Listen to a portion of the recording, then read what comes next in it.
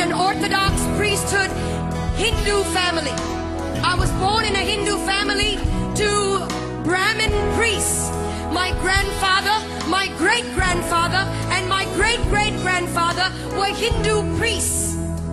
It was unthinkable and offensive for a daughter of a granddaughter of a priest to come away from that system. I was so hungry for God. I was so thirsty for God. When I was born at the age of 6 days old, I was dedicated to Hindu demons in a cave temple. I was left in a cave temple, and from that moment on, my mind, my spirit, and my soul was overtaken by demonic forces that I had no control over. I could not control these forces. They controlled me. Every decision I made, everything I became. I began to learn to worship the names of over 2,000 gods. Over 2,000 gods by memory. It was required of me. It was required of the priesthood. And I, as an obedient daughter of a priest or granddaughter of a priest, I learned the names of 2,000 gods. At the age of 19 or 20, I was so hungry for God, but I did not know His name, where He was, who He is. And so I started a journey of pain and darkness. At the age, in my late teens, in 1920, I became discipled under a witch. And the reason I went into that was not to harm anyone, but to find God.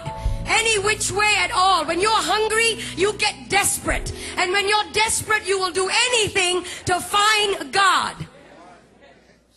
And so I went after Him. And I didn't find Him in the pages of Hinduism. I didn't find Him in the pages of the priesthood creed. I didn't find Him in the pages of mantras and prayers that I was taught to believe in. I didn't find Him in the rooms of temples. Huge temples. I would go into that and want to look for God. There was one time I was in southern India, and there was in this temple, I went in and I opened the curtain. There was a veil that divided the holy area from the rest of the public. Well, I couldn't wait. I had no authority to go into that area. Only a male priest could go in there. I opened the curtain, and there was a 10-foot idol. 12 arms, 12 faces, myriad number of eyes. He didn't see me. He couldn't hold me. He had eyes and could not see me. Years down the road, I was struck with a demonic pain in my body. From the top of my head to the tips of my feet, I would be in pain. Painkillers and suicide came the order of the day. I took painkillers every day, more than the required dose, just to knock myself out. And in my mind, it was one thought: if I ended my life, I would end the pain. And so I was sitting at the edge of my bed, possibly on the last day of my life on this planet. Sometimes, when it all looks lonely, you feel that nobody really cares. Hear me, young people. He's watching over you. He's watching over you. And it may not be tangible, but He's over you. And He loves you. And He'll come through for you if you would just focus on Him and let the other stuff go. And I was sitting at the edge of my bed, frustrated, fed up. And I cried out, like you have cried out, Jesus! I'd heard of that name when I was growing up. Christmas cards. Christian people that would come to my door and tell me He died for you. And I would resist them and argue with them.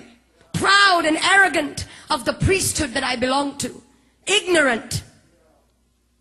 And when I cried out, Jesus, the presence of a holy God began to filter through that room. That room was darkened. The lights were switched off. I was sitting on the edge of my bed. I never saw His face, but His voice was as audible as anything that I've ever heard before. I am Jesus. I am God. And He touched my body. No doctor could cure the disease that was in my body. No doctor could heal me. young man, no doctor could provide the answers. Nothing out there can.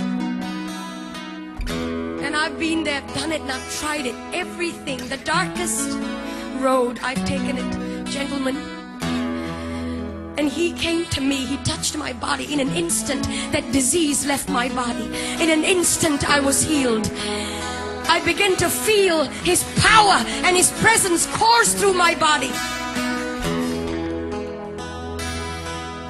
And then I went into this tiny church, about 50 people, and somebody up in front there looked a bit like this platform, and somebody up on this was talking about going into the water, that if you're baptized you become a new creature. Well, I didn't understand that either. I was wondering how water can make such a big difference. What's the big deal? We take showers every day. I went up to this preacher man and I said, will you put me in this water? Because everything and anything he wants me to do, I'm ready to do it. He has set me free. He has healed me. Anything and everything. No matter the price. No matter. And so they put me in that water. When I came out, legions of demonic influences broke free from me. And I was set free, church. And today, depression is going to go. Heart disease is going to flee. Jesus is in this house.